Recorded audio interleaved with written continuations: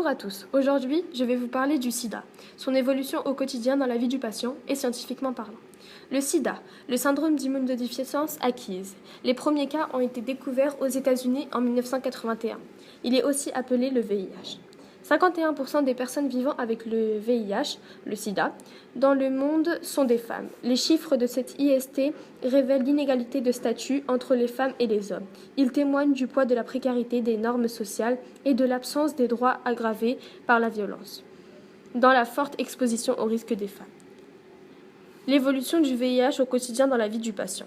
D'après les sources du planning familial, prendre enfin en compte les inégalités de genre dans la lutte contre les IST, le VIH, le sida, c'est contribuer à faire reculer les déficits statuaires qui affectent les femmes. Il faut agir pour que les femmes aient accès à l'information, aux moyens de prévention et aux soins, que leur autonomie, en particulier financière, soit renforcée. Les femmes séropositives jouent un rôle déterminant dans ce combat. Une mobilisation se développe contre toutes les formes de violence, non seulement par les associations féminisme, par les associations de femmes vivant avec le sida, mais aussi par l'Assemblée générale de l'ONU depuis 2001. Mais ce combat n'est pas seulement une affaire de femmes, il questionne les fondamentaux de nos sociétés. Normative qui stigmatise, discrimine et violente les femmes, mais aussi les homosexuels et les transgenres, toute personne qui ne se conforme pas au modèle binaire dominant fondé sur la supériorité du masculin. Le VIH peut se transmettre par le sang, de la mère à son enfant, et par les relations sexuelles non protégées, 80% des cas. Mais qu'est-ce que le sida, le VIH, scientifiquement parlant ?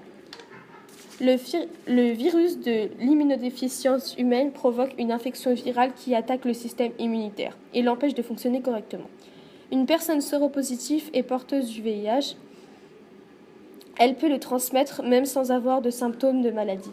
On estime en France à 50 000 le nombre de personnes séropositives qui ne connaissent pas leur statut. La fragilité de l'organisme favorise le développement de maladies opportunistes.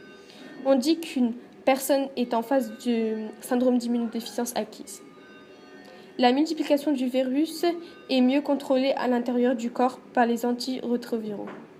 On ne sait pas guérir le sida, mais on le soigne.